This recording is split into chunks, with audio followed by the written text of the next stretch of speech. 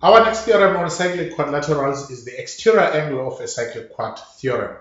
If one side of a cyclic quad is extended, then the exterior angle is equal to the interior opposite angle. And I'm going to underline this part. If one side of a cyclic quad is extended, so I'm going to say one side extended, and I'm going to stop at this point. I want you to realize how important is that particular phrase that I've underlined there. The one side is extended. It has to be extended. And you're going to see when I discuss riders with you, I'm going to be very particular about this point. If I've got the side xy, as you can see it in the diagram here, I've got xy, and then xy is extended to z. And this is what has happened. Then I've got an exterior angle of a cyclic quad, and that exterior angle in this case is the angle y1, and the interior opposite angle is w. Now some diagrams will be such that you struggle to see which one is the interior opposite angle. And I'm going to talk about this when I do riders, but I want to start with it here. When you've got a situation like this, once you've identified the exterior angle, you will see it is formed by two lines, which is Vy, which is one side of the cyclic quad, and Xy extended, which is another side of the cyclic quad. Now, those two lines, Vy and Xy, are involved. Now, the other angle, which is opposite angle, is the angle that does not involve the two lines that form the exterior angle. In this case, you can see that VW and XW do not have anything to do with the exterior angle, and therefore they give you, where they meet, they give you the interior opposite angle. So always try to do that, but I'm going to remind you as I do riders as we go forward. Let's see if we can quickly prove this theorem. What are we given? We are given a cyclic quad. What is the cyclic quad that we are given? XY.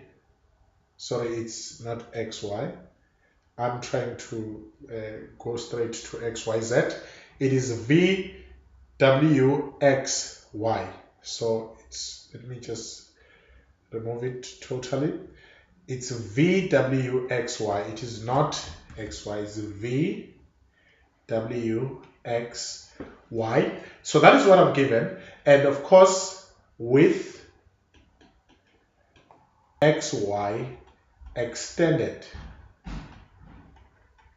to Z. And this is important because this is what is going to give me the exterior angle of the cyclic quad. What is my construction? I don't have any construction in this theorem. And what am I required to prove? I am required to prove that the angle y1, which I have there, is equal to the angle w. And I'm going to go straight to the proof.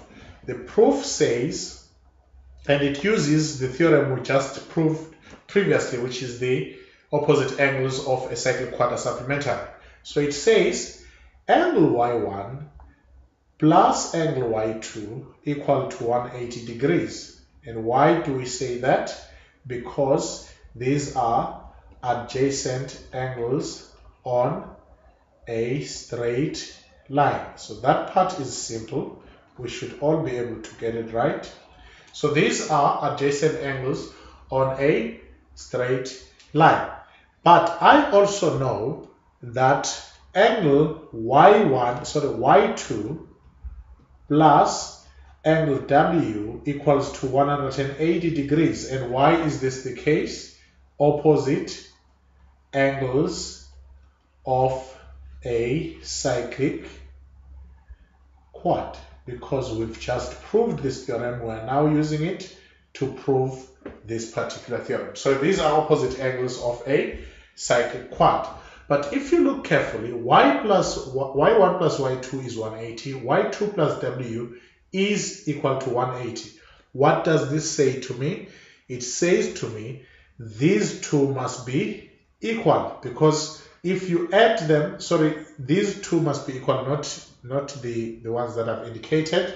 Instead, y1 and w must be equal, because it is not y2. y2 is appearing in both the equations that I have, so it is y1 and y and w that are equal. And this is exactly what I'm looking for. I'm looking to show that these are equal. So let me fix that. So it's going to be w and y1, they are the ones that are equal. So I'm able to conclude here, therefore y1 is equal to w, because if you add them to y2, they give you 180 degrees. And this is exactly what we wanted to prove. This is what we wanted to prove, that the exterior angle of a cyclic quad is equal to the interior opposite angle.